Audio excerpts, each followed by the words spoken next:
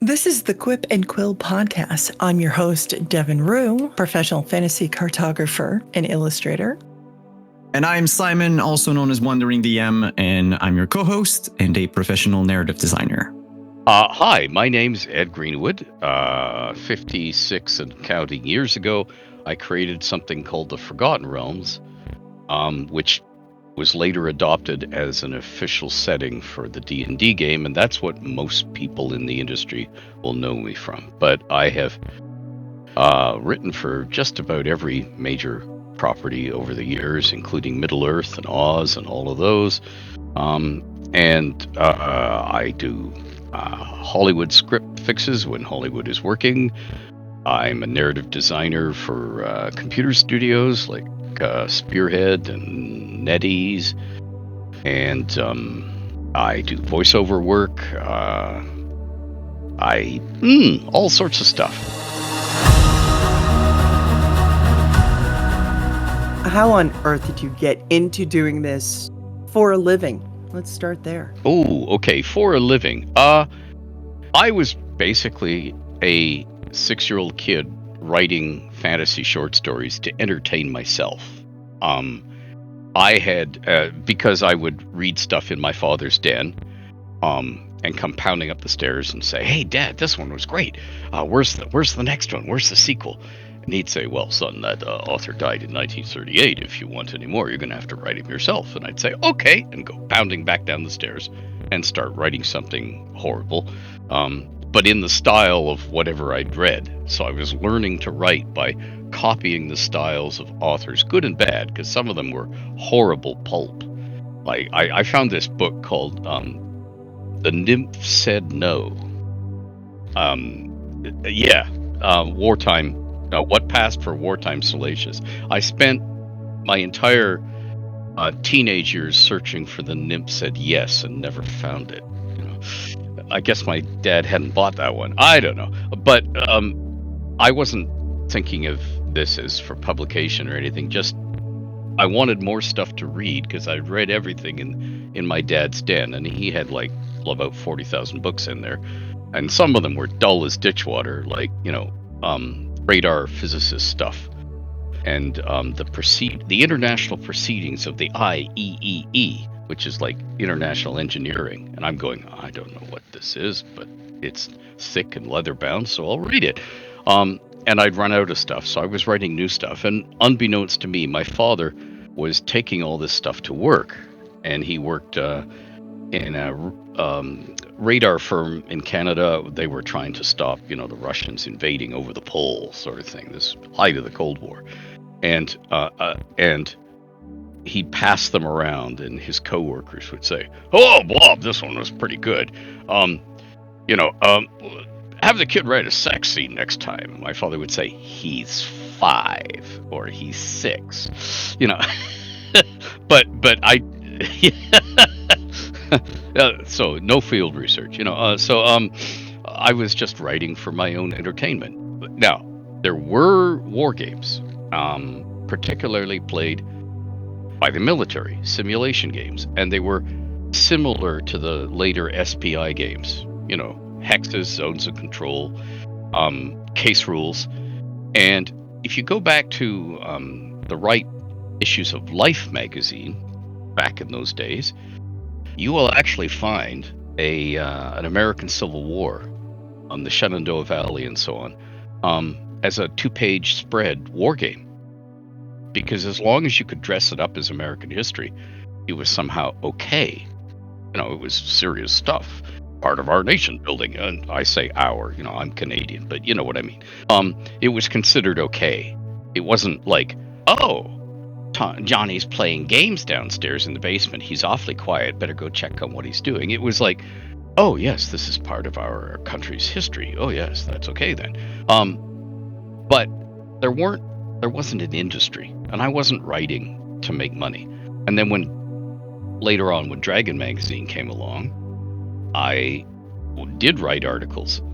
And as I started playing D&D in the realms, and I had players, I thought it was sort of like somehow fair if I was going to inflict a new monster or magic item on them, if it had been published in the magazine, it first of all, it had gone through Other Eyes, an editor, so that it was like in theory balanced or better than mine on my own. Number one, and number two, everybody in those days, if they had the money, and I happened to grow up in a fairly affluent area, bought and read Dragon magazine, or read a friend's copy, looked over the shoulder at a friend's copy, but they didn't bring them to the gaming table. That was a sort of breach of etiquette. So they would vaguely remember what they'd read earlier in an earlier issue, and that vaguely simulated what their character might have heard in a tavern in the setting. So they weren't reading out at the table, oh, this thing has 8+8 hit dice. We just have to yell Thursday and it falls over dead. They weren't using that at the table, but they were. It worked as a simulation. So and I felt better about that. And so, unbeknownst to me, Jeff Grubb, who was a staff designer at TSR, had written a white paper. For distribution in-house, a proposal for a unified game world for the second edition of the game, because Gary Gygax had been ousted from TSR. Lorraine didn't want to give him a penny, so no more Greyhawk. Then she'd taken all the company's resources for 2 years, and that's like 200 people and at all of their paychecks and so on, to create Dragonlance, which was a big epic story like Lord of the Rings. So what do you do for an encore? And they had published modules that didn't fit with anything, like the Desert or Desolation series, which had Egyptian pyramids, and they needed a kitchen sink world they could put everything in. They also had TSR UK.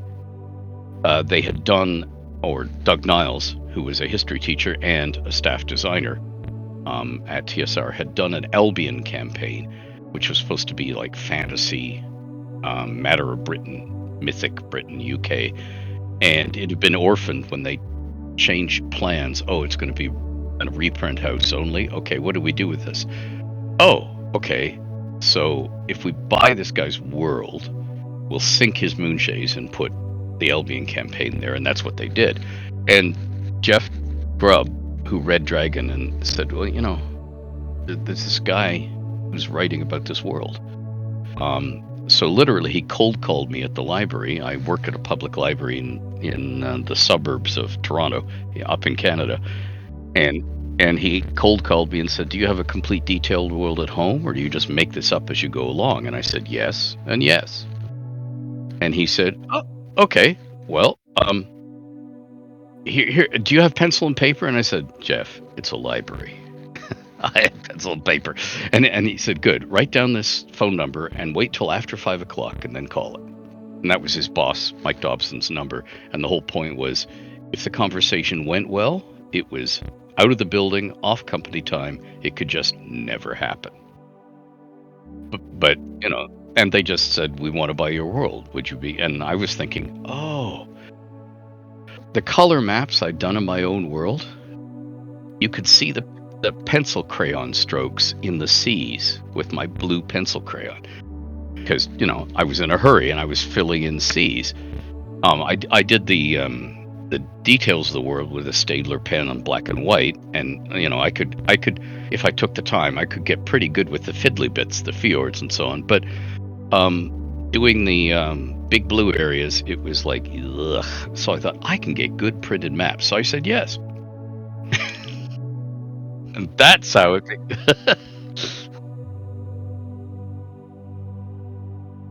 Yeah. But that's it. That's the short version of how I started doing, because I wasn't even thinking of it for money. Now, okay, from the point of view of someone today, it was a pittance, but at the point of view then, I was getting to do official monsters, and I was getting paid $25 US per monster, which in those days was a lot of money. And that was in one of the periods in which American currency was worth more than Canadian, so it was like even more. And I could use it to support my reading and gaming habit by going to a gaming store and buying stuff. So happy as a clam. So what are you currently working on? Yeah, there's NDAs all over the place. I'm working on a game that changes its name all the time, for Spearhead. And I am also working on things for NetEase I can't talk about at all. And I am working on Askliath, which is Auchli in modern Gaelic, which is Viking ruled Dublin, detailing an entire city for Fate of the Norns. Andrew Volkowskis' Diceless, because it uses runes, a Viking role-playing game. The current edition of that game is Fate of the Norns Ragnarok. So as you can probably figure out, the world is dark and cold because, all that stuff. So we are completely detailing a fantasy city, every building, NPCs in every one. So it's taken me 3.5 years so far. There's that. And then I'm working on stuff that I probably can't talk about. I'm just trying to think. Yeah, and then I have a Patreon and a Discord where I talk about the realms constantly, and I do YouTube videos about the realms to cover the realms lore that sadly seems to be neglected in the current edition of the game, because the company is concentrating on the Sword Coast so that they can literally tell an outside licensee, you can do anything you want in your little other part of the world because there's no lore about it, which of course is not the case. But companies, tend to water passes under. Yeah, and they forget what they agreed to in earlier contracts, which were, a predecessor company years ago, and they just move on. And I can't move on. I'm tied to the previous contract. So I go, wait a minute. Anyway, so that's where I am right now. And yeah, I just worked on another Norse thing for Lou Anders, a Tales from Stolke's Hall. And there's tons of stuff and an anthology Game On, in which I had a society in which dragons don't want to kill each other, so they have these sort of play combats for ranking, except somebody uses the play combat to start murdering dragons. So it's a dragon Sherlock Holmes story. Dun, dun, dun. So speaking of details like this, that leads to from a simple idea of a caravan company, a long haul caravan company, and then that does a lot of world building, to just say there is such a thing as long haul caravans means that there are, or at least if we look at our world, for instance. So I'm thinking of the great the trips on the Oregon Trail that were taken in the States. There had been technological advances in how caravans were built early, what we could call very early suspension systems for caravans, because sitting in a coach or a wagon all day for months on end, you want something that's going to stay relatively stable and to some extent comfortable. But that is something that it just happens that I had to do research on that for a book before, and that means that there are certain things that would now, either if they do not already exist, would probably be on the mind of a lot of people as okay, how can we improve? What's the next step going forward? And if it does exist, well, that means that, it changes a lot of things. If early modern suspension exists for coaches and all that, well, all of a sudden it's more appealing to travel by coach. You're not only going to do it if you need to, or due to a certain to distance and having to, even for, my brain is just spinning, so I'm having like 500 ideas at the same time. But the point was just the idea of, oh yeah, these are long haul. Well, this means that a lot of tiny other details exist, and these details also create ripple effects that affect other areas of life for other people. And it's something that I think not everyone thinks about when designing a world. That one thing that you think that seems logical for someone that lives in, in our modern society, that, oh yeah, of course this is a given. But that wasn't always the case. It needed to happen, and in order to happen, some other puzzle pieces needed to be put in place. And it changes thinking too. I mean, a lot of the stuff that if you are making a change that threatens someone's livelihood, and of course when I was a little kid in school, it was the buggy whip manufacturers. If you go away from a horse and the buggy, you are threatening the livelihoods of the buggy whip manufacturers. They are going to try and stop you. And if they can't do it by legislation, they might do it by killing you. Because if the secret dies with you, it's too late once the secret's out and everybody's had a good look at these things and bought them, because they can make their own. But if they can stamp it out before, then they will, and just out of self-interest. Or they'll try and buy you up and control you in some way, like blackmail you or get a hold over you. It's the old grab your wife and kids thing. The old thing that is always lampooned. Beautiful shop you got here. Be a pity if something happened to it. That sort of stuff. And of course, that's all adventure opportunities. But yeah, you're quite right. Everything in the world, if it's a living world that works in quotation marks, then everything's interconnected. Something you think you can do in isolation, and by the way, for world builders out there who are starting it for the first time, I'm now going to point out an obvious trap. And the obvious trap is, I'm going to sit down and write out the lineage of this royal family or whatever since the earth cooled. Okay, sure. If you want to waste time and fill and that's the thing, as I have white hair and white beard, I have figured out I don't have many years left. But when you're a teenager and you're into gaming for the first time, the world is your oyster. You have like thousands of years ahead of you, don't you? No, you don't. So don't waste them on lineages until it matters to the story, which it will when you're designing later on. But for now, don't spend the time on the history so much as spend the time on what do I want it to look at right now? What meets the eye in this city or port right now? Because that's what you need as a dungeon master, as a world builder, as a designer right now. And once you put it in place, this is what I want people to see, and this is what I want to be here. Then you turn to the history. Okay, how did it get that way? I have to come up with some reason it got that way. But don't start with the history, because then it will dictate what people see. Oh, well, that couldn't have happened because this. And though there's nothing wrong with that once you've got everything built together, at the beginning, it's taking away your fun and restricting your design possibilities. So make sure you do it the other way around. Anyway.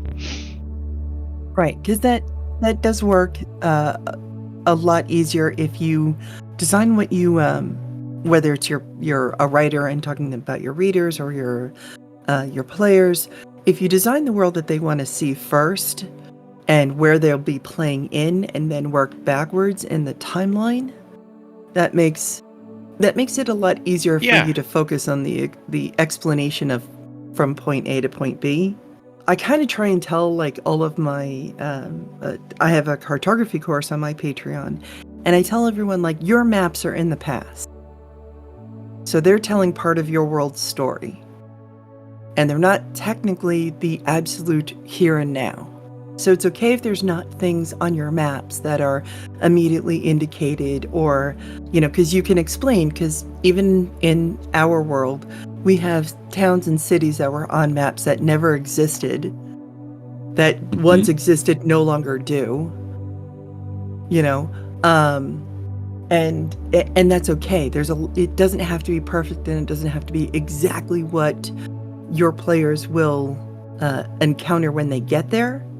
But you Yeah. need an explanation once they get there why it's not, or why it is and it's not on the map. And having stuff in maps that is suggestive but not entirely accurate. And the real world thing is, hey, there's something that's fogged out on this Google map. Why? And it's a mystery, and everybody loves a mystery. And unsmiling men in dark sunglasses will show up at your door if you inquire too closely. And there's all, we're in an adventure. What is the most fun thing that you've designed? What do you have the most fun creating? I think the perennial thing that I have the most fun designing is wacky noble families. Because having money and power allows people to indulge their eccentricities. If you're scrabbling just to feed your family, you don't have time to learn how to ride a horse if you don't need to. Or try and breed dragons. It's, not necessarily a safe occupation. So if you don't have a financial need to do it, or or the king has ordered you to do it, you there, go and breed the dragon. If that's not the case, people aren't going to do it. If they're powerful, wealthy nobles and they decide that they like to eat live iguanas, they're going to do it, perhaps with bad results. And they're always going to have feuds with their hated, detested rivals, the people across the street in their mansion. And therefore you can have loads of fun designing despicable people, bored people who want to hire adventurers for plausible deniability. As in, I need someone to go and do something illicit and that I can deny I would ever hire. Because who would hire a bunch of landless adventurers from somewhere else to do something to steal the king's whatever? And therefore they're fun adventure drivers again, and they're just fun. Period. You get to do things with your design thing that you wouldn't normally do, and it is just great fun. And it spawns adventure ideas in your brain just while you're working on them. So yeah, that's another cool thing that I tend to really enjoy doing. You see, favorites and absolutes, I have trouble with those just because all these years, and I go, geez, am I remembering everything? But no, I can tell you flat out that those are some of the most fun things to do, because here we go again, crazy nobles time again. And I've had the opportunity in real life to know some real nobility and thinking, yep, they're crazy, all right. Oh, here we go again. And or they get to do things that I don't get to do. This because I'm not independently wealthy and I'm not crazy. So this would be fun. So, do you have any hobbies outside of this hobby? Yes. Oh, okay. Making millions of dollars. It isn't working very well, but that's my hobby. That's my hobby too. That's amazing. Yeah. Yeah, I too am not doing very good at it, but I am trying. Yeah, there you go. Book collecting. I have 400,000 books so far. And where on earth? What? Okay. Okay, Ed, we need to talk. First off. Yes. Okay, kiddies at home. Did you? You can buy reconditioned shipping containers that can no longer be stacked 8 high because they've had some horrible damage done to them. But they can be welded so that they're watertight again, and you can buy these pensioned off shipping containers for a mere, well, depending on where you are in the world and when you're buying them, a mere $3,000, $4,000, $5,000, depending on where you are and their size. So if you live in the country like I do, all all of the locals in this small village in the country, they have rusting cars, tractors, seats that they removed from long gone vehicles, scattered around their acreage. So, if they're out gardening, they don't have to walk far without sitting down because there's something to sit down on, or there's an old car that you can stash something in if it's hailing or something. Well, I don't do that. I give my old cars to the local junk dealer in exchange for a few bucks towards new tires for the new one. Instead, I park shipping containers all over my acreage and fill them with books.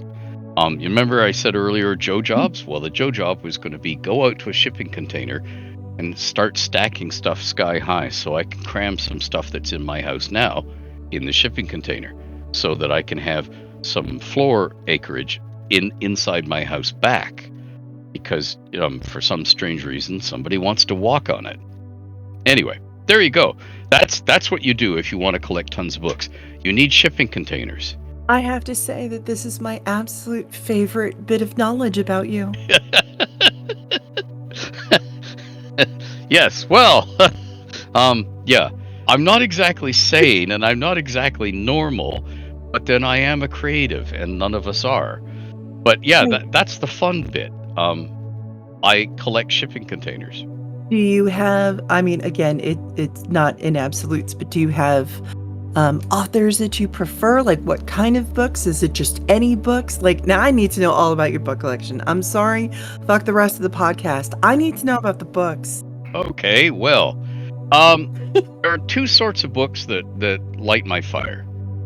The fantastical of all sorts. So, and swords and sorcery and high fantasy were my first loves. Okay? Right. So authors like Lord Dunsany, Roger Zelazny, Fritz Leiber, J.R.R. Tolkien, John Bellairs, tons and tons of authors like that. And I have like multiple copies of favorites because when you loan a book, you never get it back. So you buy multiple copies so you can loan it to a friend knowing you'll never see it again. And that doesn't bother you because it's copy number 36. And then there's the books I love for research purposes. I tend to have books like how to be a Tudor, how to be a Victorian, all sorts of useful reference books like that. They light my fire, and I'm surrounded by them right now. I'm just going to look over here and see what I have. Oh, yes. Yes, all sorts of stuff. Living Like a Tudor, How to Steal the Mona Lisa, Lost Languages, Lost Kingdoms. See, all this sort of stuff. It's grist to my mill. So, that's the sort of stuff I surround myself with. Books are more important than anything else in life except food and a safe place to take a dump. Absolutely. Yeah.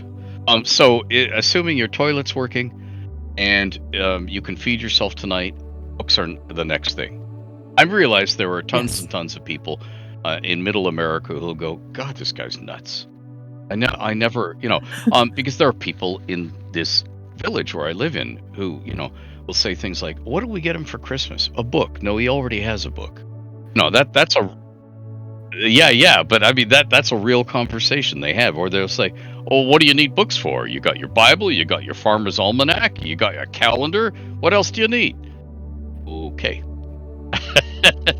But I'm not that sort of person. I'm the other sort of person who has to have all the books.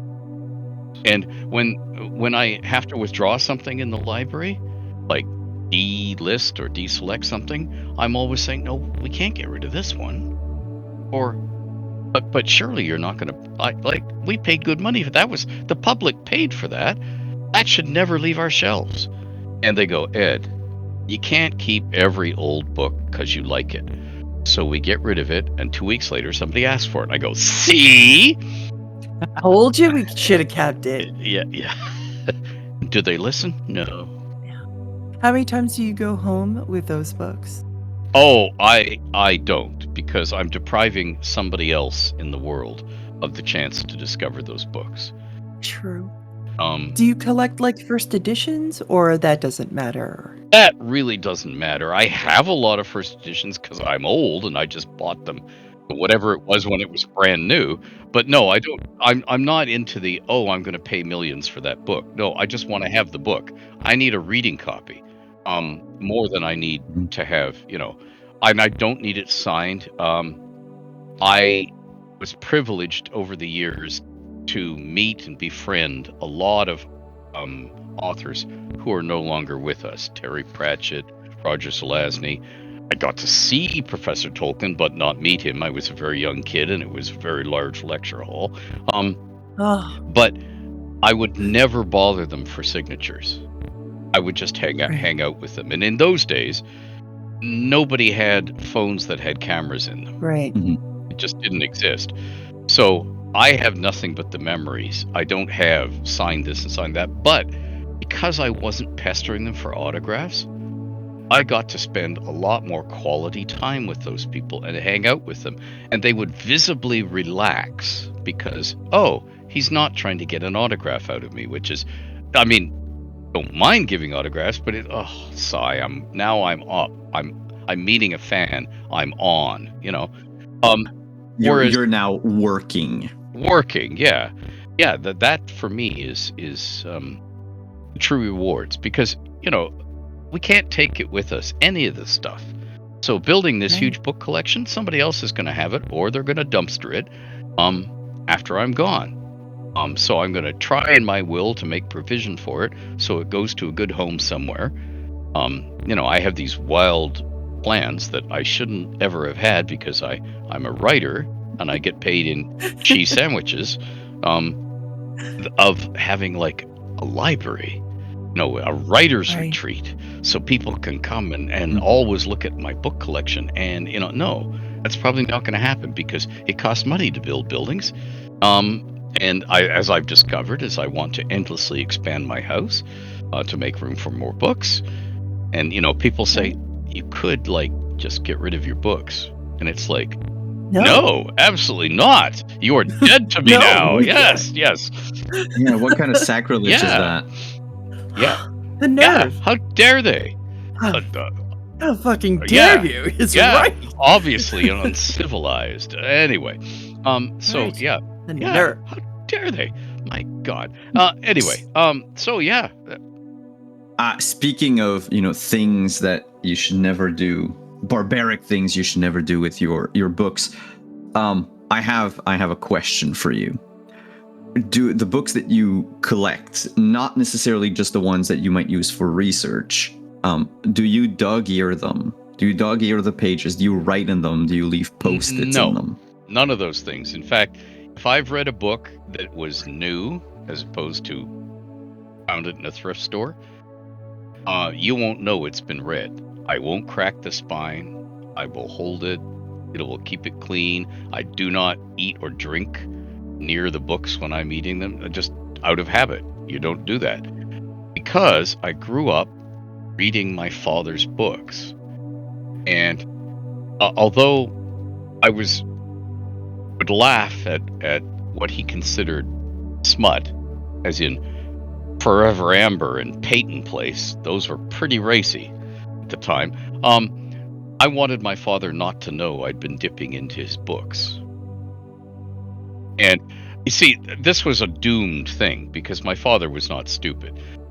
The idea was he and I could both pretend that I hadn't touched the books if I left them absolutely pristine. So then we wouldn't have to have those awkward little conversations like, son, I don't really think you should be reading that yet. And as a result, I never ever had any of those conversations. There were no books were off limits. So I was reading about all sorts of stuff. Thank you for vindicating all the times that I've argued with my friends that you should not crack a spine, you should not dog-ear your pages, you shouldn't write in books. Yeah. I don't get people that do that. There is an exception. Family Bibles. If a family is recording lineage of their own family, and you come across this because it's not your family Bible. You found it in some antiquity store or whatever.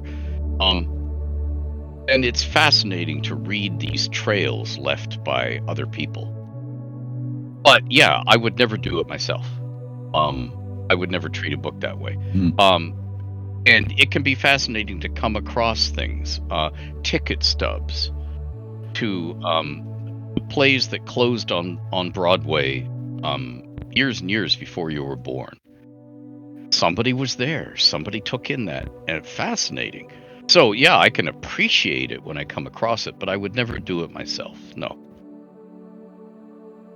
No, that's it. Yeah, finding an old, like a used book with a like you said, a ticket stub that was used as a bookmark, for instance.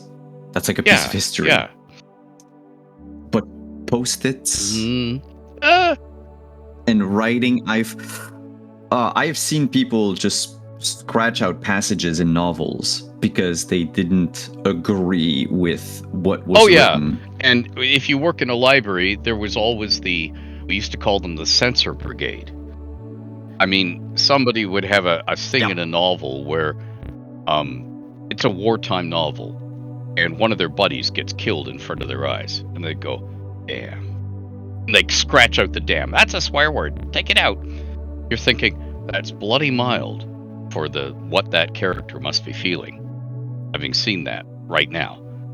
But how dare you censor the author? How dare you censor the character? But they do, because propriety, and you know. So yeah, it happens. And when you work in a library, you get quite used to it. But it doesn't mean you approve of it or want it to go on happening. It's like, oh, geez, you couldn't leave well enough alone, eh? And I realize that, when you're reading a book, it's a conversation between the author and the writer, but you don't want it to be that sort of conversation.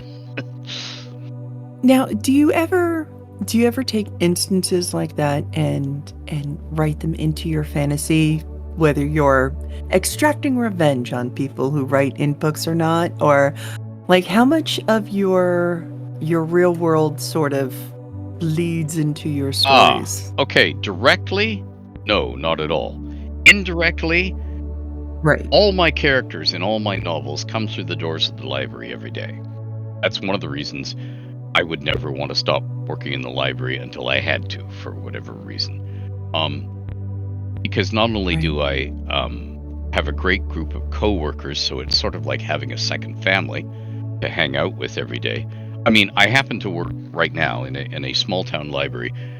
I'm the only man they've ever hired on staff since they opened their doors in 1759. So I'm a combination scapegoat and mascot. Wow. And also the beard, very goatish anyhow, so that works. Yeah. But yeah, it's endless grist to the mill. Working in public service, meeting public, and it actually gives you practice in portraying characters, because you can guess what some people are going to say next and get it right, and you can guess what some people are going to say next and get it very, very wrong. And unless you are opening your mouth and saying injudicious things yourself, it doesn't cost anything. It's not something that's going to harm anyone in the real world. You're just an observer. So yeah, it's fun and it's good practice, and you can bring people to life effortlessly by just copying what you saw and heard in real life. I love that. I mean, I enjoy people watching. It's the biggest reason that I go to Comic-Cons when I can. I'm immune compromised, so unfortunately, Yep. I am still not allowed around any of it. But which just absolutely makes me really sad, because it's my favorite form of people watching, because the thing that I love the most about this hobby, this industry, is it's extremely emotional. This is us telling our wildest fantasies, our greatest dreams, our hopes and dreams for ourselves, whether as heroes or as villains, or just, living other lives. And I think it's amazing to watch other people play games and really get into their characters, but when they cosplay, when they meet their idols, when they get around other people that obviously really kind of understand that the whole geekiness around this, they're so much more relaxed. They're so much more themselves. People watching at Comic-Cons is like my favorite thing in the world.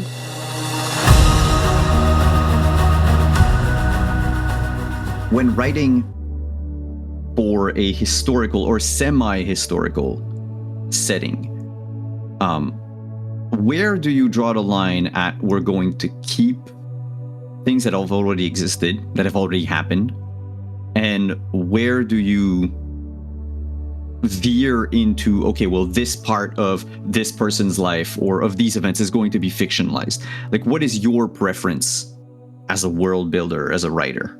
If it's totally up to me, I would like to make things as historically accurate as possible. Because I like having goalposts to design within. It is more fun as a designer to use them as obstacles and turn them to benefits. Like, I don't want to sanitize real world history. In the case of Athcliath, first map we have of real world Dublin is John Speed's map in this 1687, I think it is. So much later than the period. But we do know from records, not map records, but records, lots of street names. And the problem is that the church, as in the Christian church, bought up areas of land in the city, and they'd tear down the slums or whatever that was there, and they'd put up a new church. And a graveyard and a manse and the whole 9 yards. And then they would take the names of the streets they destroyed and reapply them to the new construction. So the names would survive, but the streets had migrated just a bit. And this happened over and over and over again. So if you look at the fantasy version that I did of the city, all the street names are authentic.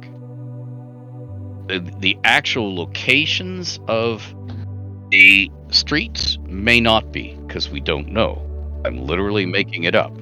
The other thing is, we know from the get-go that we're doing something that didn't happen in real life. We're doing Ragnarok. And we think there are two ways of, well, there's a whole bunch of ways of playing the city, but you can play it as a no magic, so it's literally brawny people with weapons hacking each other and money, or you can play it full magic, as in Fae live invisibly in every single building in the city and treat the humans who think they own the buildings as pets or things to be duped and so on. Or you can play it somewhere in between. But because of that and the magic working and so on, we're already in a situation that isn't the same as the real world. So you're just deciding decisions you're going to make. In terms of the design thing, Citric Swaran, the One-Eyed King, is a real historical figure. He did kill the Hibernian, future Irish Celtic king, and rule. We kept him alive longer than the real one was, and we kept him as king inside Athcliath, because he got pushed out and became king of Northumbria, and his son actually stepped in, and we just said, forget it, we're going to conflate the two of them for our purposes, because we're doing an end of the world thing. And as the world gets colder and darker, because the crops have failed, because no sun in the sky, so food is becoming scarce, and everybody is rushing to this city of gold and slaves, which was really historically the case. But all of this stuff is rushing together, and people are searching for solutions, and therefore there's lots of money in the city, and therefore there's lots of opportunities for adventure. We're sort of building a cauldron for adventure here.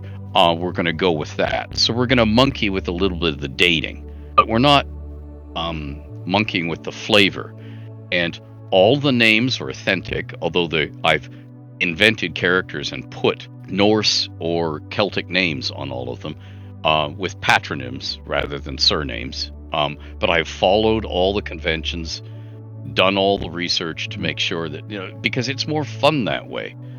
Yes, I can make stuff up out of whole cloth, and I do that all the time. I'm working on the realms. I'm used to doing it. It's not hard for me to do. It's actually a lot more work to do the research and keep it historical. But again, it's more fun to treat everything as the goalpost and design within them. I can design on blank canvases very easily. It gives me maximum freedom. But these days, I am usually designing for a client of some sort, whether it's paid or not. So whether it's just a friend who wants something for their campaign, what do you need? What's happened already? Which direction? What are you interested in? Is this going to be dungeon crawls or down into the Underdark, or do you want political intrigue? What do you need me to give you as meat to use at the gaming table? Okay, that'll be my touchstone. That'll determine the direction. It's a lot more fun. So that's what I usually do. I'm designing within a set of goalposts, and that way I know I'm designing something that you, the end user, want. And in the same way, if I'm doing a panel at a convention, I will say, what do you guys want me to talk about?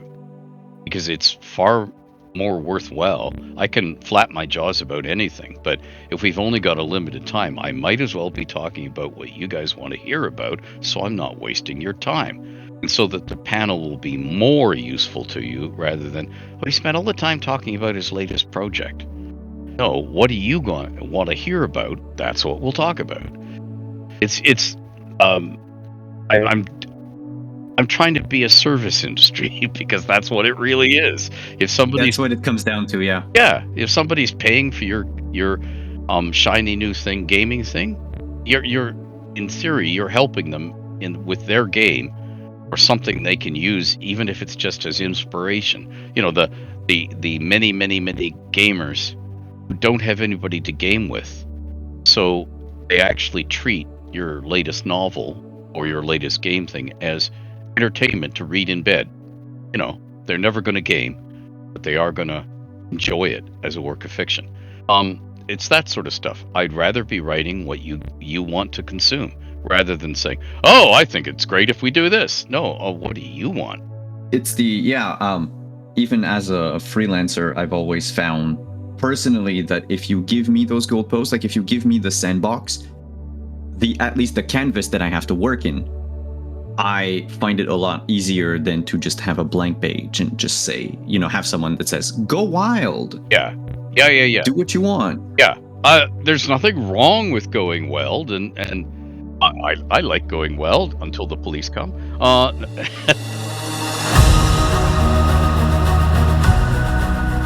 What is the strangest thing that you've ever designed?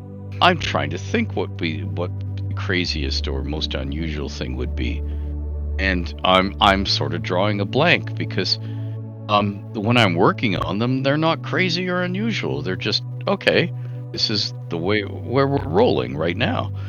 So you don't think of it that way. There have been adventures where everybody was shape-shifted and everybody was deceiving in some way. The sort of classic locked room murder mystery things, and which are increasingly difficult to do in fantasy settings as spells get better, by the way, because nothing can be concealed. So you want things to be like the early period mysteries in murder mysteries where we didn't understand fingerprints yet, or there wasn't DNA testing, or and then there can be murderers can get away with stuff they can't get away with now, sort of thing.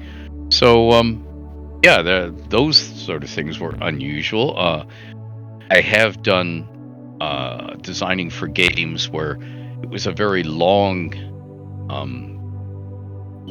game, in that you were designing to fight the other players or your rival players to rule a kingdom for a certain number of centuries. So you had to get your family onto the throne and keep them there by judicious murders and breeding programs.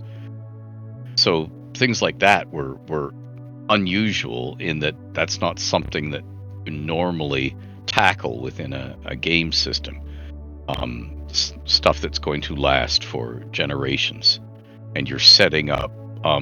That actually was really interesting because success in those sort of games was having a plan A, B, C, and D. Because if all of your family heirs got offed, you're going, never mind, this guy way back here had this many bastard offspring that you didn't know about or you overlooked. So one of them can now become the, Let's legitimize one random. Yeah. So then it becomes like, oh, okay. So the more discovering other people, that sort of stuff. So those were unusual in that they were things you don't normally design for in a game. No, I haven't seen a lot of games that were focused on breed. I mean, from now on, I'm going to call any type of dynasty just a social breeding program, because I think it's a more apt description of what it was. What sort of tools do you use to world build, write, create? Like, do you? Is it just the old-fashioned notebook and pencil, and then eventually you type that into a computer, or do you have like specific software you use, or are you just Word documenting it? What are we doing? Yeah, Word documenting it. It used to be just pencil and paper, and then starting at the time of my first TSR novel, Spellfire, so that was 1986 when I was writing it, 1987 when it came out, publishers were getting rid of their secretarial pools and shoving the actual typing work onto the authors. So handwritten manuscripts were no longer or were falling out of favor and acceptability. You were expected to type it yourself.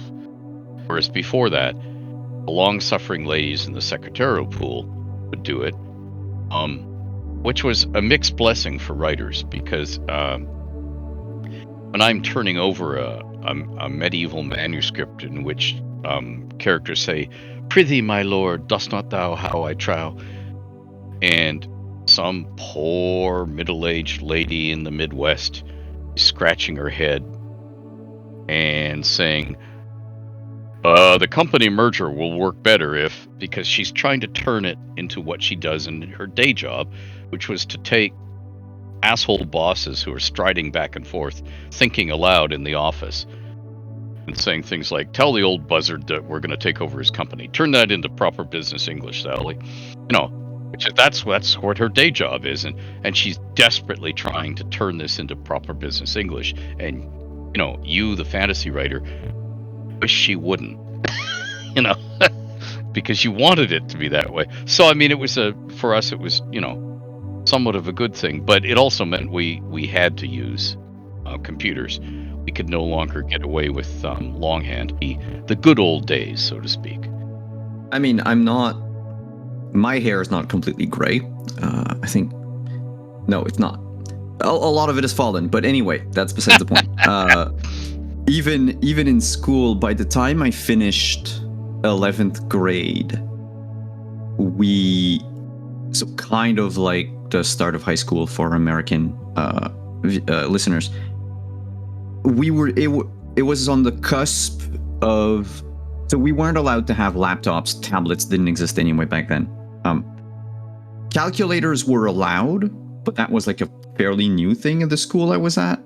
So I still went to university, to college, writing longhand. And I have completely lost it. I started taking notes by hand again earlier this year, just to get back in the swing of things.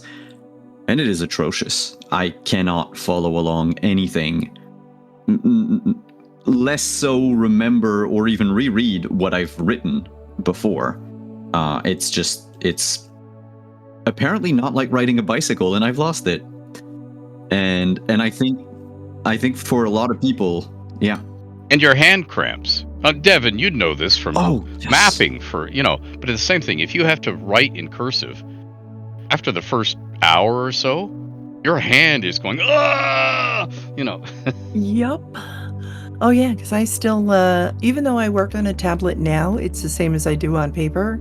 So I'm still hand drawing everything, and I mean, I draw obsessively, so I actually draw on an average of like 5 or 6 hours a day. Mm-hmm. But I've had days where I can't even let go of my pen. It's just stuck in my hand. My wife has to come over and uncurl my hand around the pen. I can't get it out.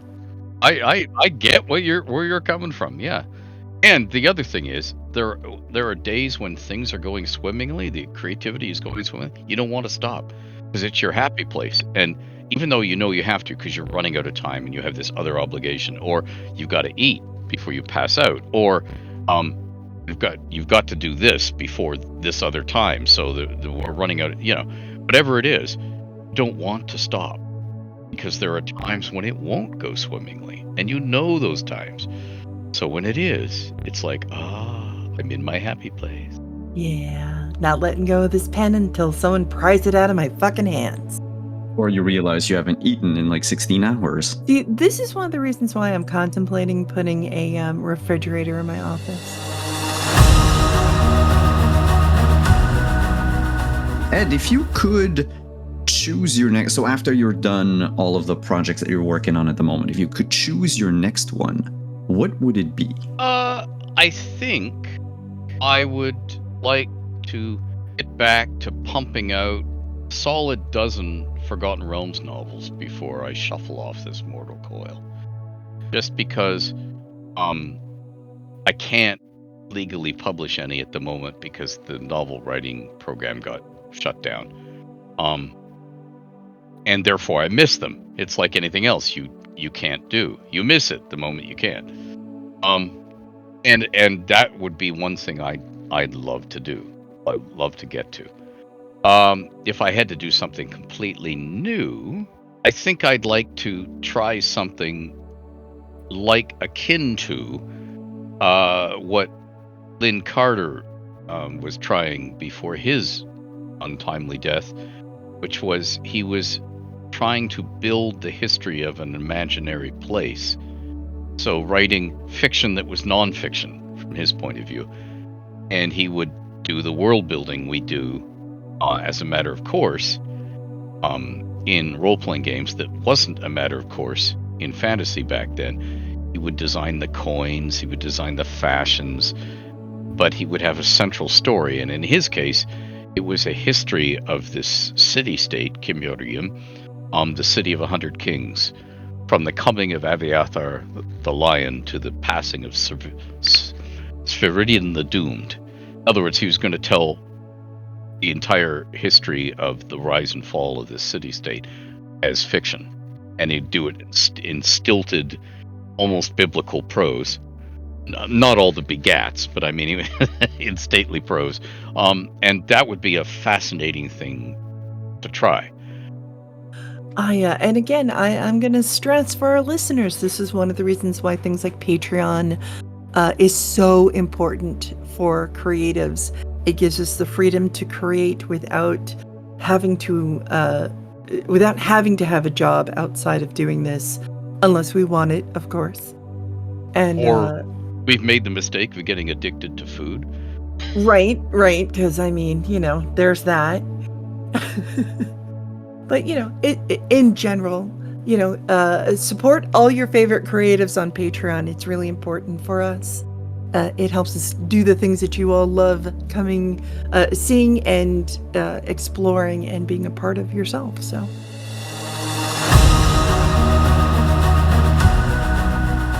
Your career has expanded decades.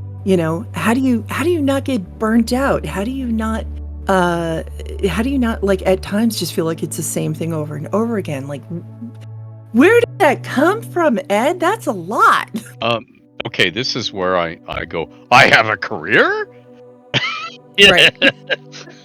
I mean, Because, sort of. yeah, sort of, yeah. Because, yeah, I don't want to be the guy that says, give up now, walk away, do not do this, do Right. not do what I did, sort of thing, because, yeah, if it's what floats your boat, do it by all means.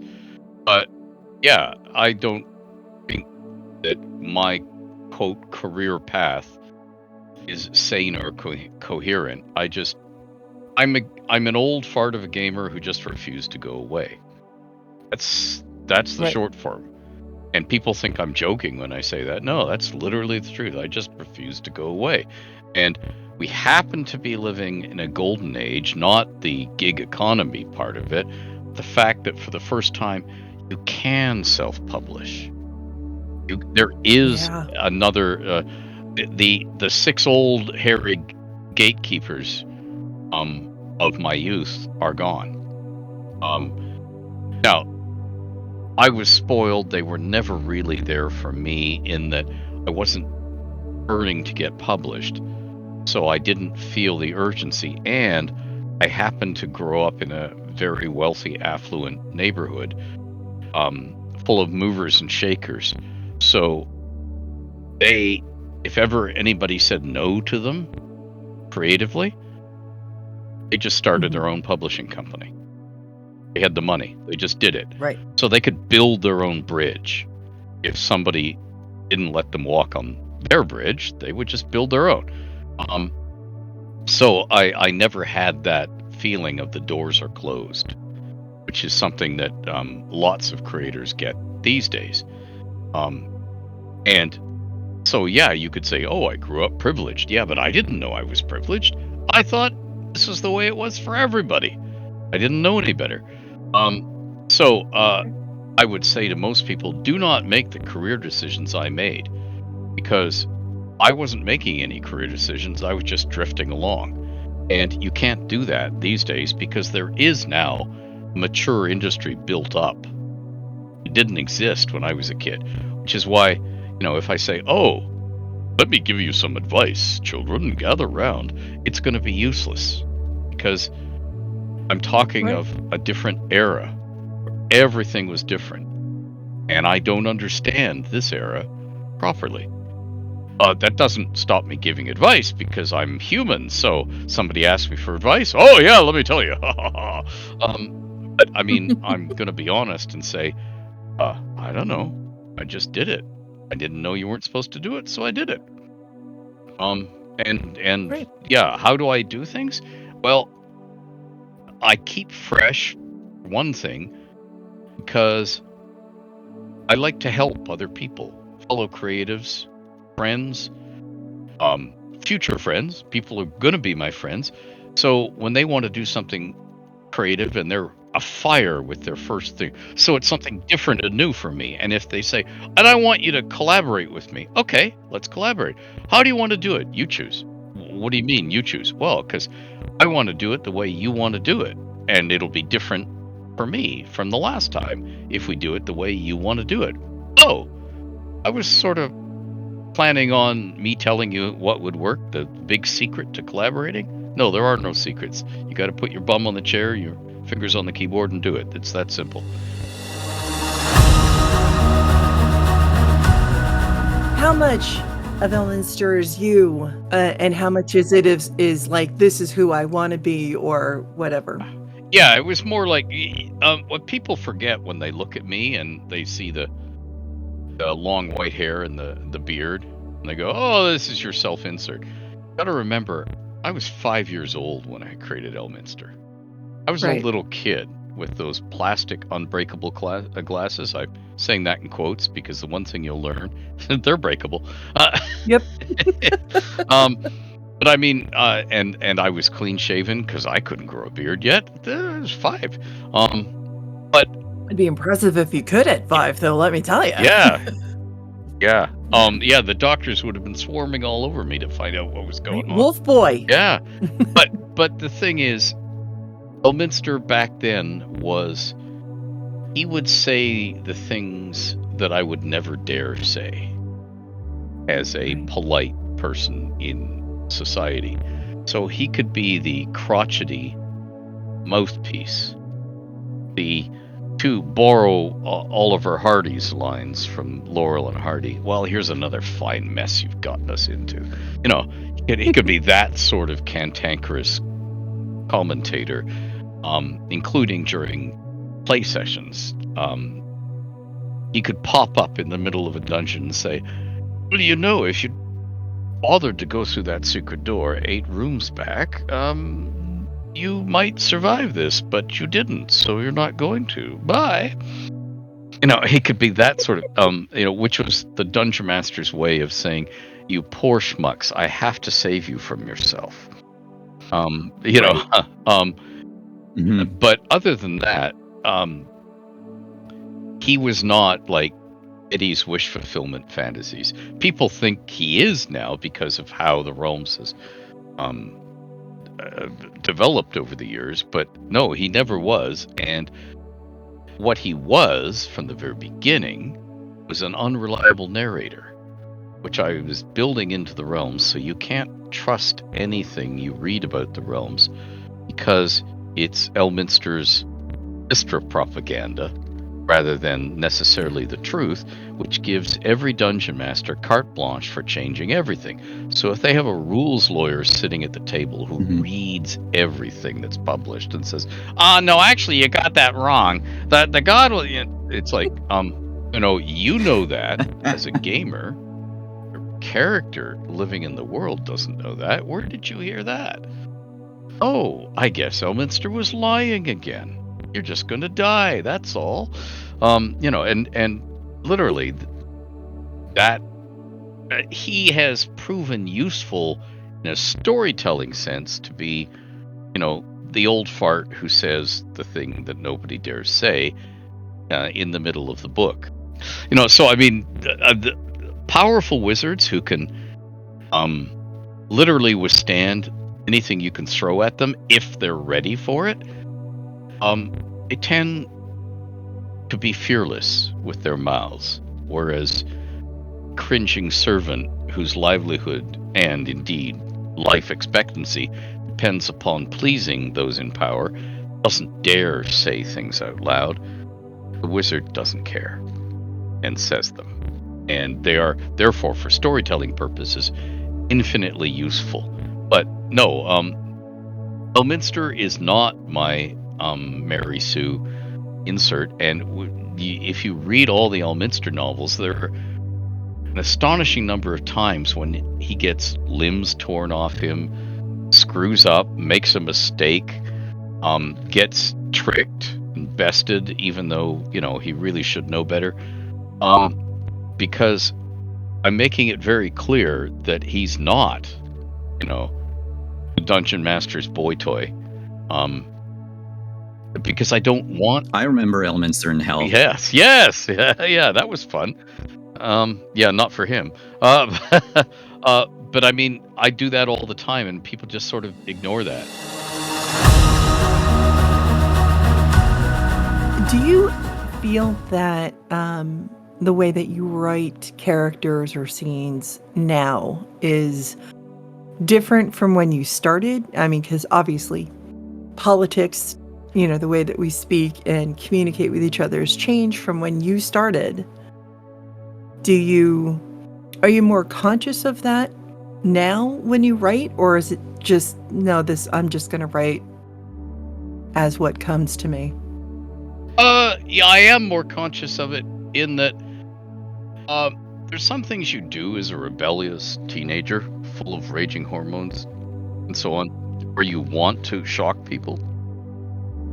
You get to be my age, I can't be bothered shocking people anymore. What's the point? I'm not out to shock people, so somebody might misinterpret that. Do I care? Not really, but you don't want to upset readers unnecessarily. You want to upset the readers deliberately when you want to upset them. not for sideshow reasons. Oh, somebody misinterpreted that. Oh, that's unfortunate. Because they're not paying attention to the central message that I'm trying to get across here, of whatever it is at the time. So yeah, I do write differently, and of course, as we all grow up and have life experiences, and I grew up in the '60s, and the philosophy was try everything, experience everything. Can't write about it if you haven't experienced it. That doesn't mean I go out around butchering people with swords so I can write about it. But it does mean that, if I'm going to wake up at dawn having slept the night in a graveyard, what does it feel like? What does it smell like? How damp is it? That sort of stuff. If you're going to go skippy dipping or write about skinny dipping in a frozen lake, try it. Now there are some things I'm not going to try and do things that I know are going to kill me. But I am trying to experience everything. And as you experience more and more things, your writing inevitably changes. You also acquire not only increased sensitivity, but a certain amount of I don't give a shit anymore.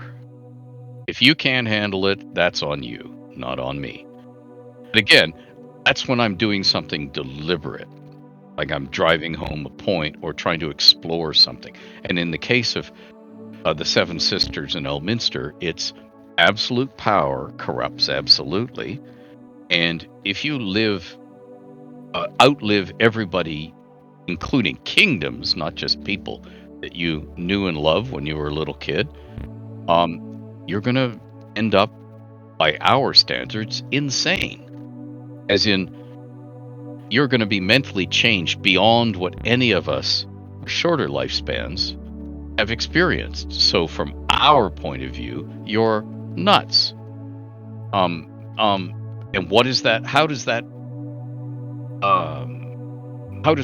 show in your life? How does that affect how you behave? And of course, people made great hay of the fact in sort of God-fearing, heavily censored middle America that I had Storm chopping wood in the nude. And see, there was no sex in those books. Were in Bob's, but not in mine, because I was told you can't put sex in your books. Said, okay, no problem. But the shorthand of it was nudity. And what it was basically was I'm saying, look, this woman owns this farm. She lives there. She literally doesn't care what other people think. So for her own comfort, you could say, yeah, but that's crazy. She'll cut her legs or something. There's nothing to protect her. That sort of stuff. But I mean, she's been doing it for these 8 centuries. If she was going to cut her leg off, she would have done it already. She's better with an axe than that. So she's chopping wood in the nude, and people come to her gate to talk to her. She doesn't care if they see all of her charms. This is what happens when you're too old to care anymore. And everyone's going, "Oh my God, what a dirty old man, the writer." No. I'm showing you things about the character. She doesn't care about things like that. That's not what floats her boat. And she has bigger fish to fry. She's serving a goddess, and there are far more important things. And those sort of things she doesn't fuss about. And because I'm showing you how all of her centuries of living have changed her. She's essentially different than other characters that you're going to encounter in the realms at this time. And yeah, that has changed my writing, because I've realized when people just totally misinterpret, as in, oh, these people are so stupid, I can't use sarcasm, because they'll take it as literal. So you then learn when not to do things, because, oh, got it. Because one of the things you learn when you're doing Realms books is they're all works for hire, so editors are going to walk all over your wording. So I can't put subtle things in and expect them to get through the editing. So I would say things in a certain way, but the editor would change it so that the hint that I was putting in there is gone. It's been edited out.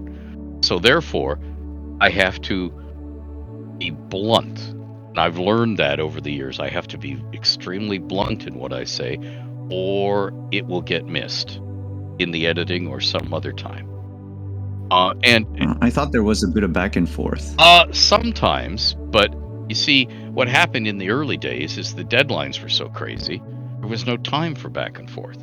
So you learned about an edit when you got the finished copy of the book, which was when you bought it yourself in a store, because your author copies were going to come in 6 short months from now, and they were going to be all the office soiled ones, the ones they couldn't sell, that were damaged. That's when you were going to get your author copies, and so you were going to see it in the store at the same time as all the guys who paid for the book were going to see it.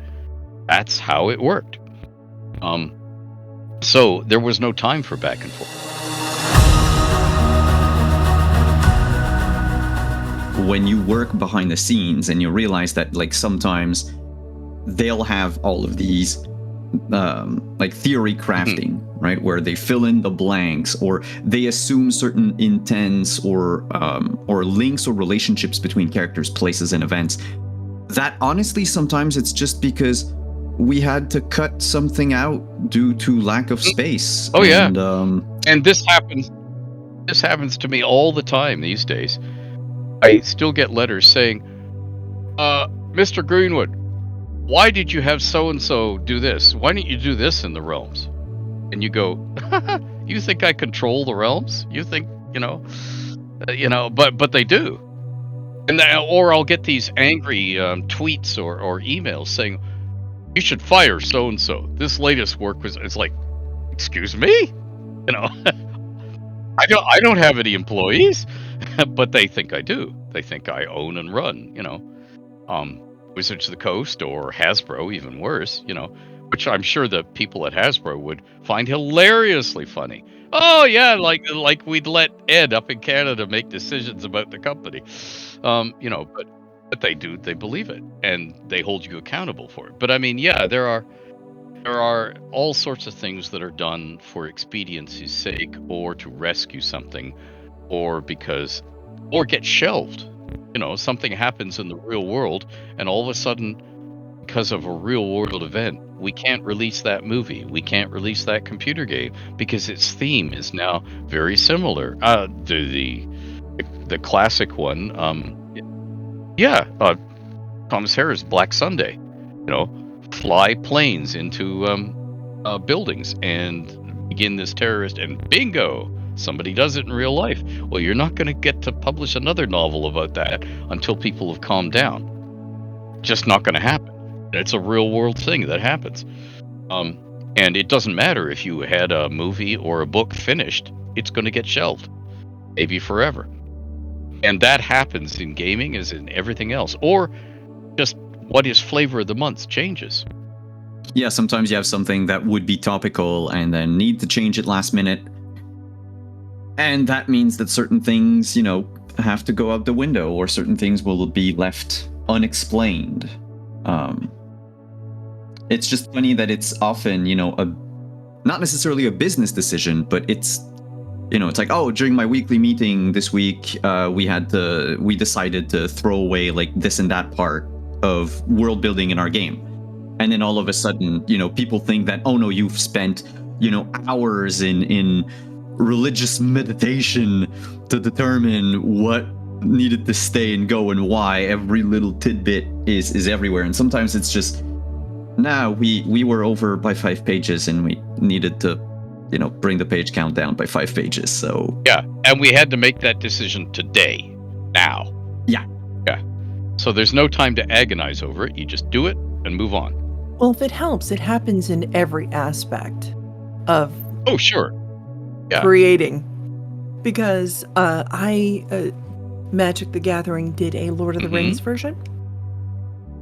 And they had me make 10 cards for them of the map. So, which, I'm gorgeous, by the way. Thank you. Yes. Gorgeous. Agreed. You've seen them?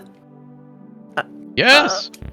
I'm a huge Lord of the Rings fan, Tolkien fan.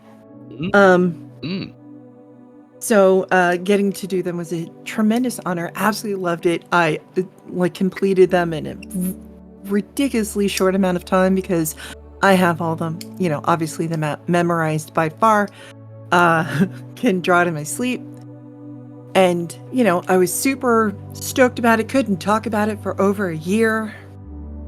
And finally gets released. And then a bunch of people like, so, why did you make this whatever land? Why did you decide to use this part of the map? Why doesn't it make a full map if you put them all together? I'm like, I don't get to choose any of that. That's not my choice. I don't design for Magic the Gathering. I just draw art. Yeah. But there you are, squatting in your cave. Yes. Ruling the world with your marionette strings, yes. Why are you doing this to us, cruel devil? Right. Yes, yeah. Why'd you make them all green? Because it's land. I don't know. Because that's what they told me. Like, you know, I asked about palette. This was what I was given. I worked with what I got. Sorry you don't like it. I mean, not really. If you don't like it, I don't give a shit. Yeah. Sorry, not sorry. Right. Yeah. You know, but if you have a problem, I'm so sorry you can't handle the world. I am so deeply sorry. Right. I'm so sorry that the world doesn't cater to your every whim, thought, and desire, but kind of not. Because clearly you wouldn't have chosen my maps. But yeah, I was like, why would you think an artist gets to choose how the card is used? Like, you know, and I realize a lot of people don't quite understand, you know, how modules are made, how books are written when you're working with another company. And we see this all the time with things that happen with Wizards of the Coast, and the community gets in an uproar. And, you know, like a perfect example is the latest issue with using AI. And, you know, the amount of people that have asked me about it, and I'm like, I can tell you as somebody who's done work with the Wizards, you know, you get your concept art from them, well, along with the scope and everything of what they want you to do. You create your piece, it's approved, and then it just sits until it's ready to go to layout because it's already been approved. And then layout gets it. They're not editors, they're not art directors, they don't know. And it isn't until the final approval goes through that you can genuinely be like, oh shit, how did this get past anybody? But, you know, getting a lot of like, how did this go to print? Because a year or half ago, when this artwork was being done, AI wasn't a thing enough to recognize clearly. And it was approved. And then it sat there untouched, unlooked at, until it went to layout.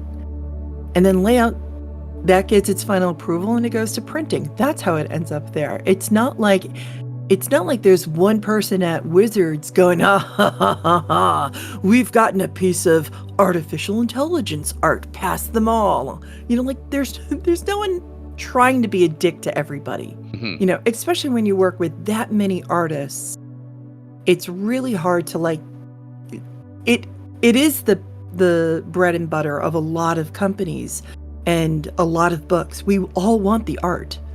So I don't think that there's a company out there like, we're trying to fuck everybody else over and screw over artists and using artificial intelligence. I think, however, you know, stuff, unfortunately, especially when a project passes through a bunch of different hands in order to be created, it so much gets lost along the way. The potential for error happens. Yeah, it becomes exponential. Yeah, and Hollywood has had this problem since the star system collapsed, which of course was its own way of controlling and dominating people. Right. Because any movie that gets made is this incredible dance of, I want this director, and I want this leading man, and I want this leading lady, and so-and-so is busy with this project, but I want so-and-so, and I want to, maybe we can get so-and-so, and then so-and-so has to drop out because, and then so, you know, and it's like this dance of putting all these people together. It's a wonder that any of them ever get made at all, you know? Right?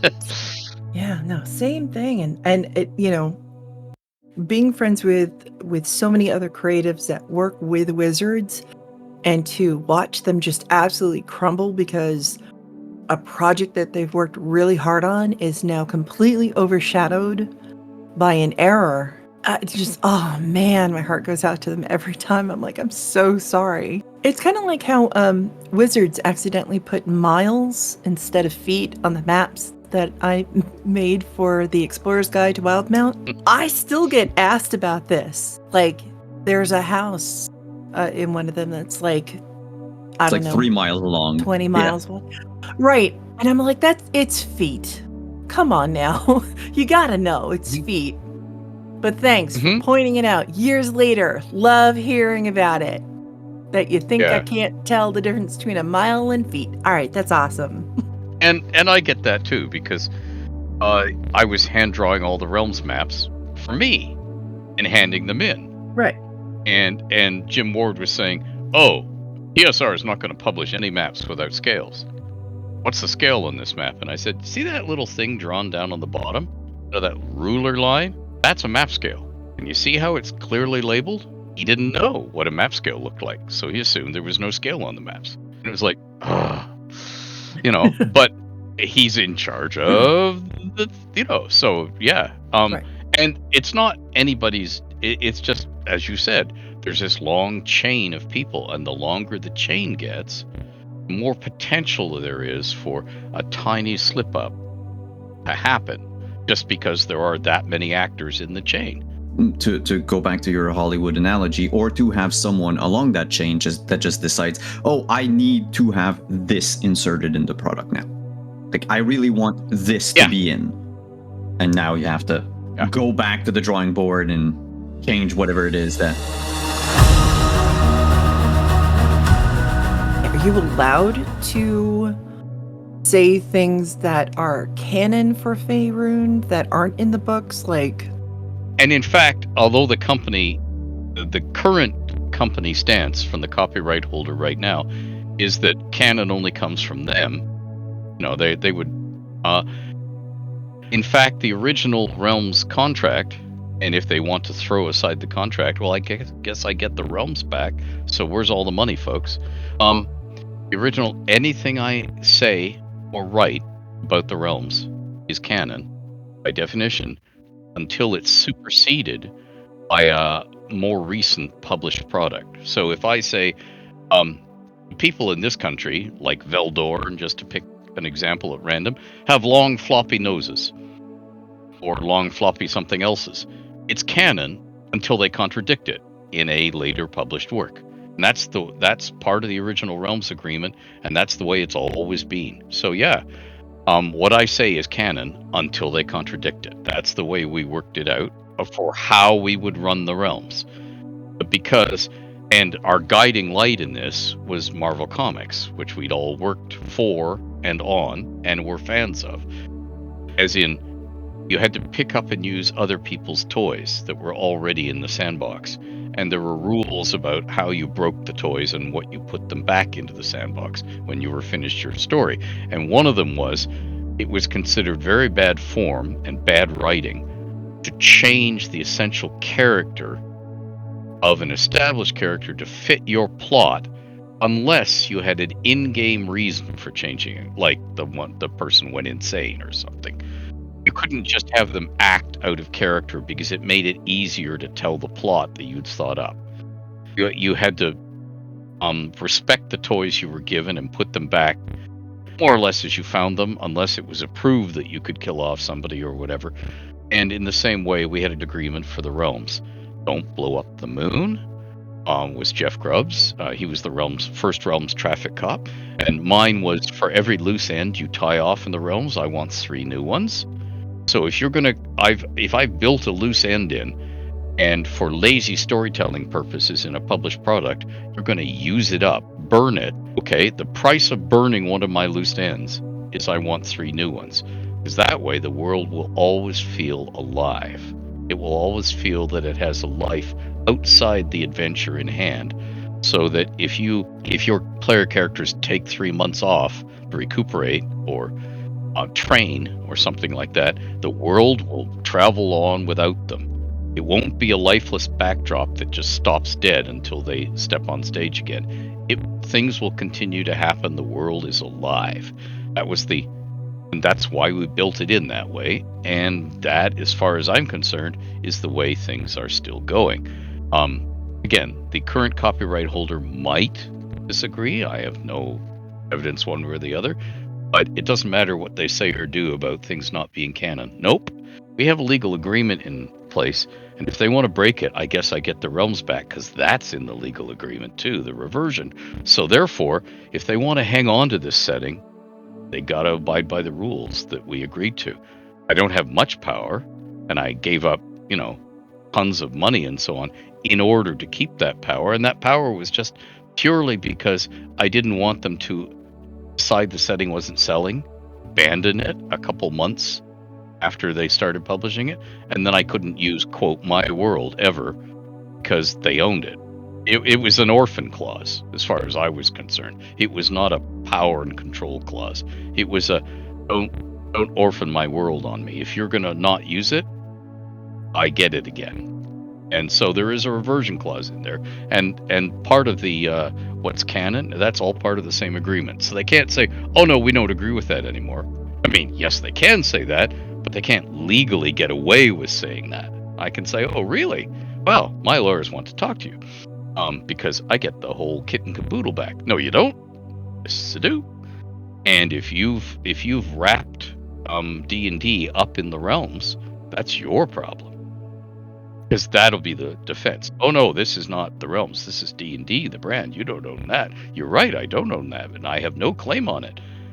But if you've wrapped the two of them together, that's your bad, not mine. And like this is something I find that very interesting, but also to the people listening to the podcast. Like, these are the type of things you also have to think about when you're about to sign a contract or any type of work. Like, there are clauses that you should look into. You should get yourself a copyright lawyer. Because yeah, sometimes, you don't know about certain things, and sometimes it's done maliciously, sometimes it's not.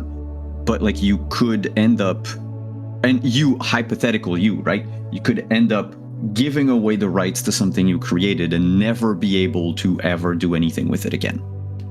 As a creative, it is one of my worst fears, to have like my babies taken away from me. It is one of the reasons why all of my contracts have it in there that I retain the art rights to everything I create. I'm able to sell it. I'm able to have it on my website. I'm just not able to present it for commercial use for other people. But it's something that, again, I come from a business background, so for me that was a no-brainer. The amount of artists that I have come up to me and like, don't have that in their contract, and I'm like, okay, we need to immediately revise your contracts because this is something that you're really going to wish you had. Even if it's just, it's not a matter of something going somewhere and blowing up and becoming big. Just simply, as an artist, you should retain the rights to everything that you create to some degree.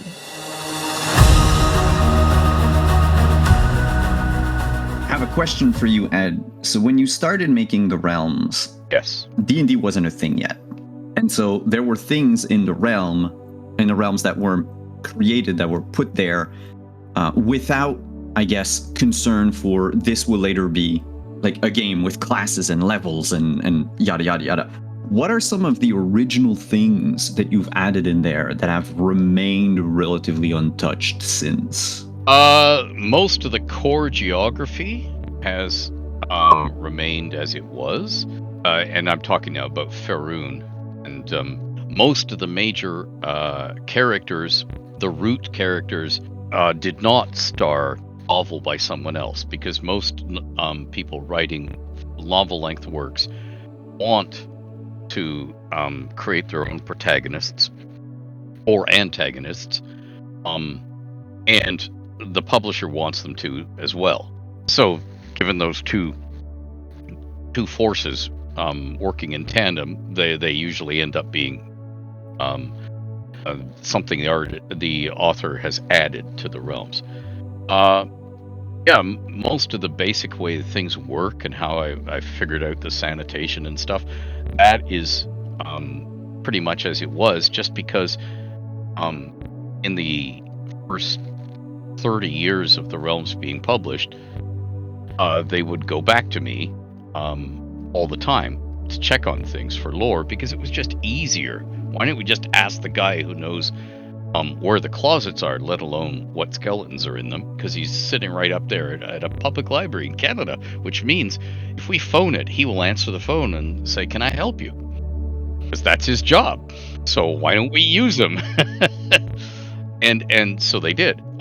So as a result, a lot of that stuff hasn't essentially changed at all.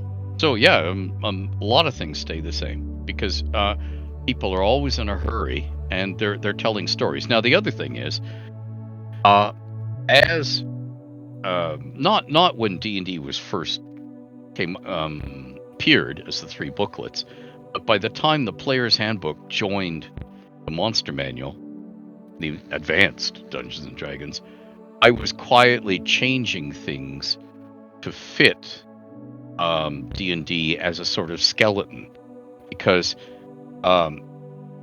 Jack Vance's magic system, the Fire and Forget from the Dying Earth, with Jack's permission, Barry had used it, his approval, and I was thinking, as an author, this keeps me honest. This keeps me from ever succumbing to the temptation of having my magic user, my wizard, just be a god in the machine who can do anything that I need to for the story plot. There are limitations to the magic, and here they are, all worked out. Same with you add that to the monsters in the Monster Manual. Oh, here are all the monsters from classic mythology and folklore, plus a bunch of cool new ones. And here's how they are all statted out, and how they go together, and who can beat who, and how this works. Oh, good. I will just quietly follow that for the Realms. So therefore, it made it very easy to just quietly make this a game world when gameplay started. And gameplay was a new way to tell stories, in which the people sitting around the table could actually participate in the storytelling, as opposed to me, the writer, making all the decisions about what people went where and what they did. It was actually like having real life characters coming to life and making decisions, sometimes stupid ones, but they were making their own decisions in front of my eyes, and therefore it was inherently more interesting for storytelling's sake. Oh, I would never have thought of that. Why the hell is she doing that? Oh my God, this is not going to go well, or whatever. And therefore it was very attractive to me, very interesting. Try this. So I tried it. It was cool. And the rest, as they say, is history. How much game design do you do? Like, how now when you write? Oh, when I'm writing straight fiction, not in the Realms, it is now ingrained in me to make sure I know the limitations of things and how things work, how a magic system works in a world, for instance. So I can't not think of that when I'm writing. It's automatic now. I do a huge amount of game design and writing for many settings and worlds, from Galarian for Paizo and so on. Midgard for Kobold Press, that I have now designed all sorts of things in all sorts of worlds. And the design process, I happen to be one of these crazies who enjoys writing. I like the process, as opposed to the people who hate writing but like having written. No. The writing process was terrible. Oh, I lost so many pounds, but now I'm finished and now I can enjoy the fruits of my labor. No, I actually enjoy the process. I don't mean that it's always swimmingly easy. Sometimes it is, sometimes it's not, but I actually enjoy it. Well, I'm sure when you're working on maps, the actual doing it is enjoyable. Yeah. I don't think anyone would draw that many tiny little trees. Yes. If they didn't. The one card, I'm going to count one day just because I can. The one card that I did of Mirkwood has hundreds of trees on it. because I so wanted to represent how vast this forest is and how thick it was, that every time I tried to draw it with like less trees, it just didn't look as good, even though I knew it was going to be on a tiny little card. Yep. I actually printed it out every time that I kind of did like a reiteration of that little area, because I needed it to look the way that it should, even if nobody else cared or noticed, didn't matter. I was like, no, it needs to be. I originally wanted to do different coloring on it, but I had to stick to the palette that I was given. Mm-hmm. Because Mirkwood is a different colored forest, so to speak, or is presented that way. And artistically, I would love to make those choices, but you are working in someone else's IP, so you kind of like need to stick to what they want, so it's more congruent with all of the art that they're creating for the deck. But yeah, you would not draw hundreds of trees on a map. I love it. I sit there and just kind of zone out and create maps and world build and tell stories while I'm doing it and write really weird little notes the entire time. And yeah. Yeah, I mean, if you don't enjoy the process, why are you doing it? Right. Well, I also think that's what makes a tremendous difference between somebody who it is an artist and somebody who's just drawing or just painting. Like it's the big difference between, to use the example, artificial intelligence, because it can't create art with the same emotion that a human being can. Mm-hmm. And that's, I mean, it would still be pretty to look at, but you can't train it to have depth or emotion, or to put in the Easter eggs that humans do, because it doesn't understand that concept. I think you could have stopped your sentences after the third word. It can't create. Yes, but but in reference to like other people as well, when you are creating something out of passion, out of something, just a love of what you do. I started making maps because I love playing D&D, and I was a teenager playing this game and just drawing a map and being goofy, and then going to school the next day and asking my earth science teacher how our planet works, to much to his enjoyment, and sent home with like a stack of books and a list of other things to read, and it spurred my love of earth sciences, and that plays into how I make maps. But the artistic side of it is, I see a lot of people's maps. I get asked a lot to critique them. There's a big reason I don't.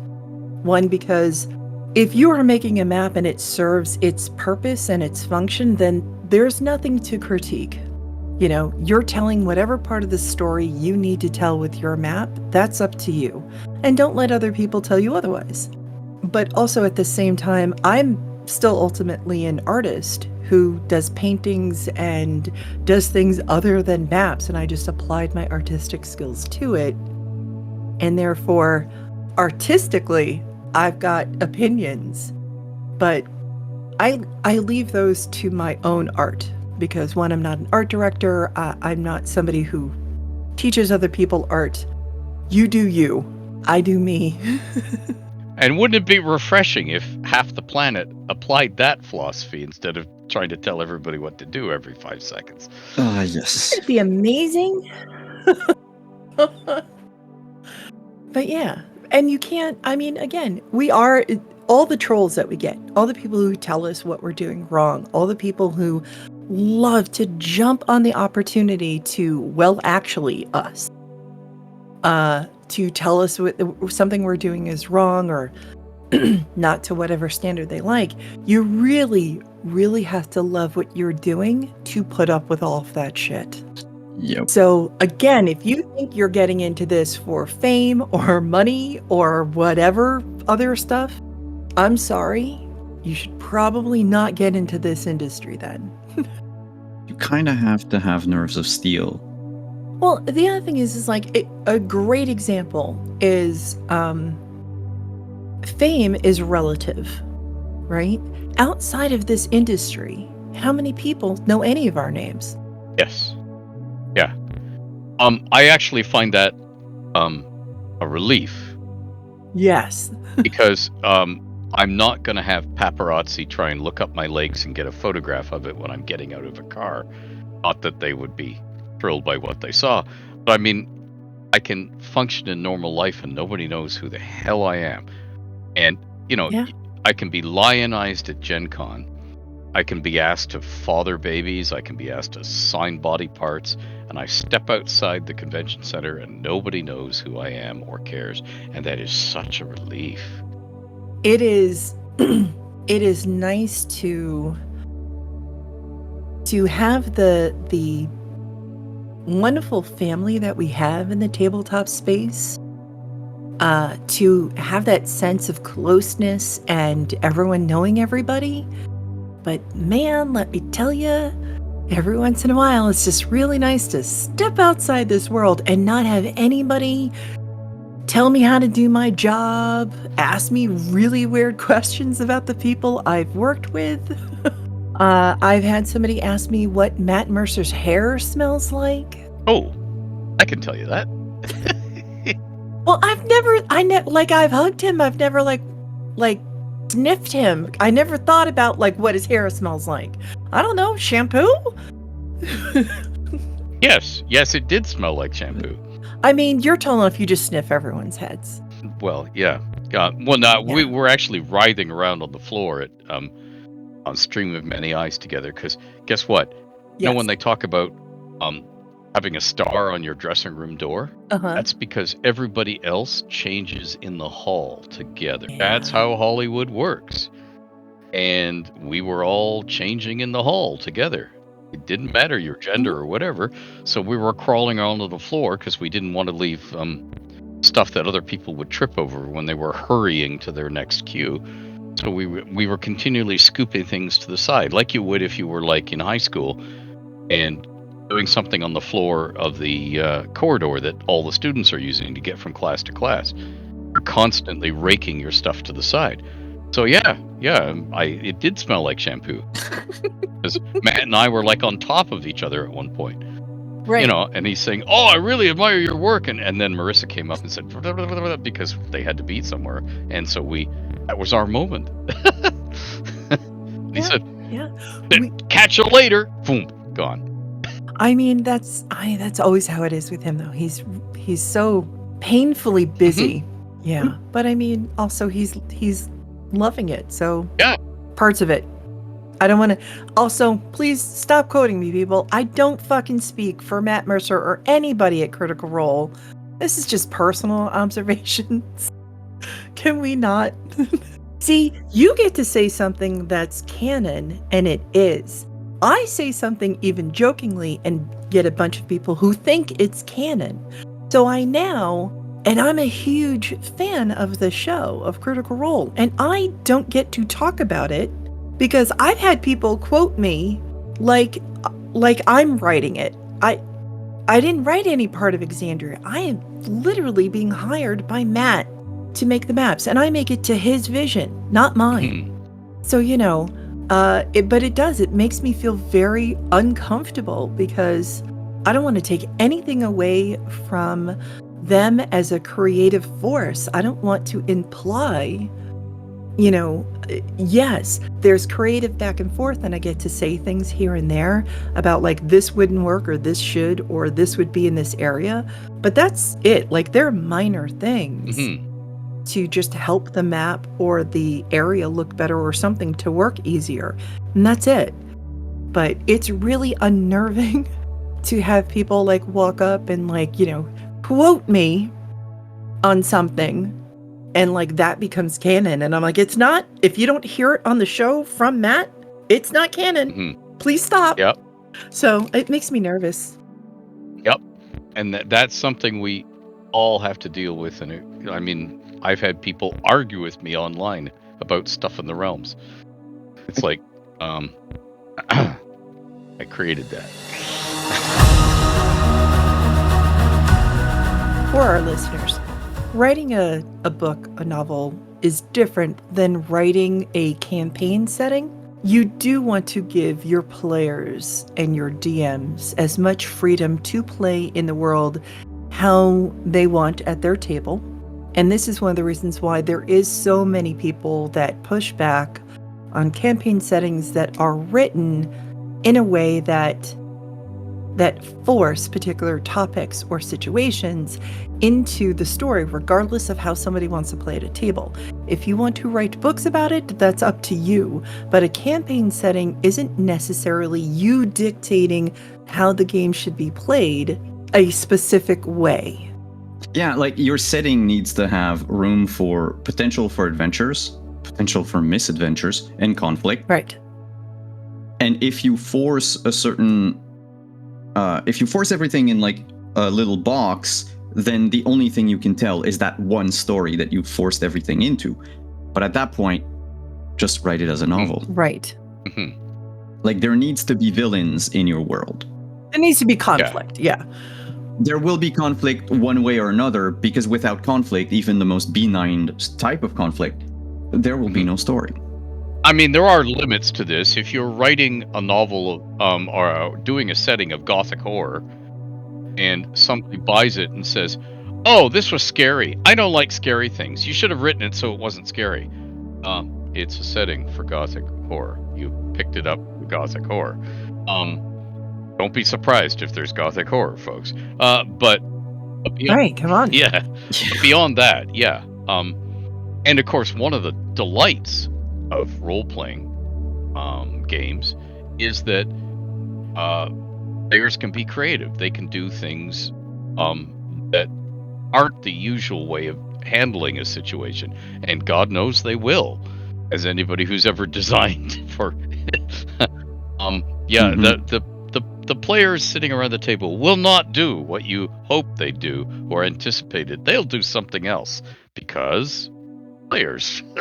Because everybody thinks very differently, and especially when you are in a team setting that is promoted in this game, you end up with people that genuinely either don't think as a team player, not necessarily like a bad thing, but just that they're like, oh, this is what my character can do, and they don't reflect on how that could help or hinder another player.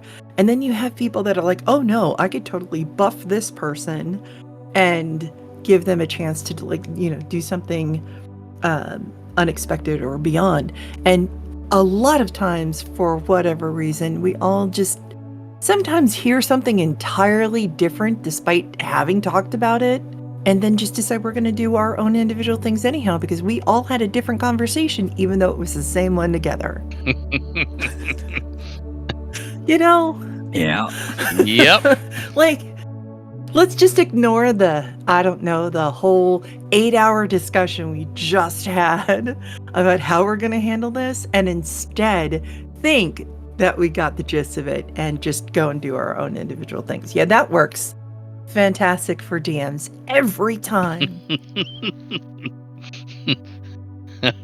Do not apply that lesson from the gaming table to the real world, folks. Right. Because people can and will hit you. I actually, every time that my players go off on a tangent about, we actually do this out of game now, because I realize that if we do it in game, it just gets a little unwieldy time-wise. So I'm like, okay, if we're going to discuss plans, then we're going to end the session here, or pick it up whenever at a different point and do something else. Because, so God help me, my players will sit there and debate for hours on it, and I'm just sitting there going, there's no point in me listening to what any of you have planned, because when it actually goes to happen, you're still not going to do any of that. Right. So, yeah, I can't use any of this to like prep what might happen, because y'all are just gonna fucking do what you want the second we go to roll for initiative anyhow. So fuck it. Yeah, I love my players. I can tell. Listen, my players were all some level of blind, so my players have a very fun way of tackling issues that absolutely fucking surprise the shit out of me almost every time I throw an unusual situation at them. You know, we just experience the world very differently is all I really can say about it. Mm-hmm. So it's just, you know, when you don't have to rely on where somebody is in a room, or you can't rely on where somebody is in relation to you in a room, you find other ways to like figure out how to harm somebody you can't see or how to contain somebody you can't see. So, you know, my players are really ingenuitive, and I'm never fucking prepared for whatever it is that they have planned, ever. This is one of the reasons why I joke all the time that we won't stream our games, because it's we have to bend the rules a little bit because we aren't using visuals the same way. And because of that, you know, we kind of like designed our own little world and system to use in order to make it kind of work with the way that we create characters and tell our story. And not that it's a tremendous difference, but it's enough that, you know, we kind of had to build a lot of stuff ourselves. But they're wonderful at breaking their own rules that they've made. But they're fantastic at keeping within the physics of our world, which I love them for, because it's like a big thing for me as a creator as well. Like, these are the physics. This is what can and can't happen in this world. Please just abide by that. That's all I'm asking. You know, kind of like on Earth, you can't just magically levitate because of gravity. So you need something that makes that actually happen. So they actually apply all of that in our world. But at times, man, do they really test those laws of physics? What are players if not people that are constantly trying to break the universe? Well said.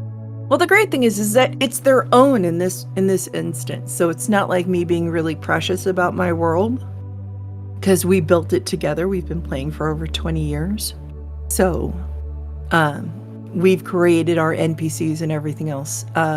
So if they do it to their own world, and they are now painfully aware of how much work goes into DMing.